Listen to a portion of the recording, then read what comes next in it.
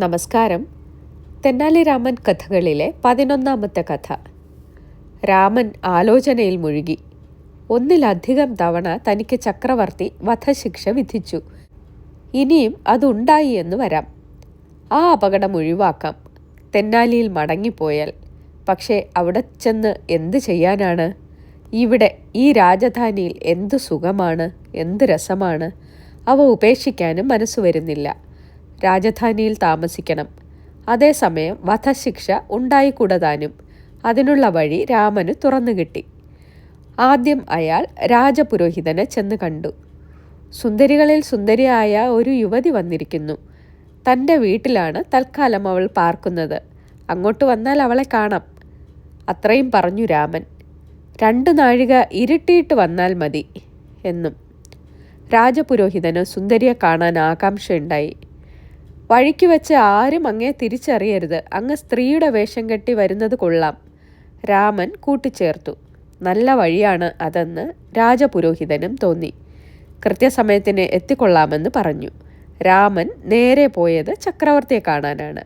രാജപുരോഹിതനോട് പറഞ്ഞതെല്ലാം ചക്രവർത്തിയോടും പറഞ്ഞു. ഒരു വ്യത്യാസം മാത്രം. ചക്രവർത്തി 3 നാഴിക ഇരുട്ടിയിട്ട് വരണം എന്ന്. രാജപുരോഹിതൻ സ്ത്രീവേഷം കെട്ടുകയാണ്. അക്കാര്യം ചക്രവർത്തി അറിഞ്ഞില്ല. ചക്രവർത്തി സ്ത്രീവേഷം കെട്ടുകയാണ്. അക്കാര്യം പുരോഹിതനും അറിഞ്ഞില്ല. രാമൻ്റെ കുസൃതി അവരെങ്ങനെ ഊഹിക്കാനാണ്? കൃത്യം 2 നാഴിക ഇരുട്ടിയപ്പോൾ രാജപുരോഹിതൻ രാമൻ്റെ ഗൃഹത്തിലെത്തി. കണ്ടാൽ സ്ത്രീയാണെന്നേ തോന്നൂ, അത്ര കേമമായിരുന്നു വേഷധാരണം. രാമൻ അദ്ദേഹത്തെ ഒരു മുറിയിൽ കൊണ്ടുചെന്നിരുത്തി. 1 നാഴിക ക്ഷമിച്ചിരിക്കണേ, അപ്പോഴേക്കും സുന്ദരി അങ്ങയെ കാണാനെത്തും, രാമൻ പറഞ്ഞു. രാജപുരോഹിതൻ കാത്തിരുന്നു. 1 നാഴിക കഴിഞ്ഞപ്പോഴോ ചക്രവർത്തി സ്ത്രീവേഷത്തിൽ വന്നെത്തി. രാമൻ ചക്രവർത്തിയെ ആ മുറിയിലേക്ക് നയിച്ചു. രാജപുരോഹിതൻ കാത്തിരിക്കുന്ന മുറിയിൽ സ്ത്രീവേഷധാരികൾ പരസ്പരം സംഭാഷണം നടത്തി. താമസിയാതെ രാജപുരോഹിതന് ആ വാസ്തവം മനസ്സിലായി. ഇത് യുവതിയല്ല, ചക്രവർത്തിയാണ്. ചക്രവർത്തിക്കും മനസ്സിലായി, ഇത് യുവതിയല്ല, രാജപുരോഹിതനാണ്.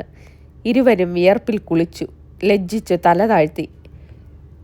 എന്തൊരു പോരായ്മയായിപ്പോയി. ഒടുവിൽ ഇരുവരും കൂടി പുറത്തിറങ്ങാൻ ഭാവിച്ചു.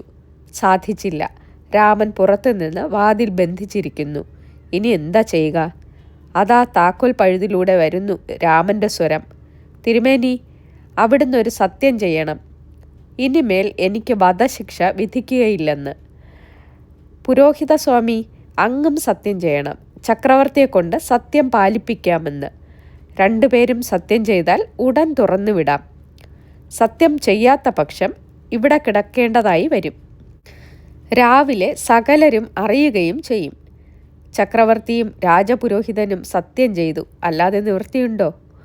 തങ്ങൾ രാമനോട് തോറ്റുപോയി. വല്ലാത്ത നാണക്കേടായി. പക്ഷെ എന്ത് ചെയ്യാൻ? രാമൻ ഇരുവരെയും തുറന്നുവിട്ടു.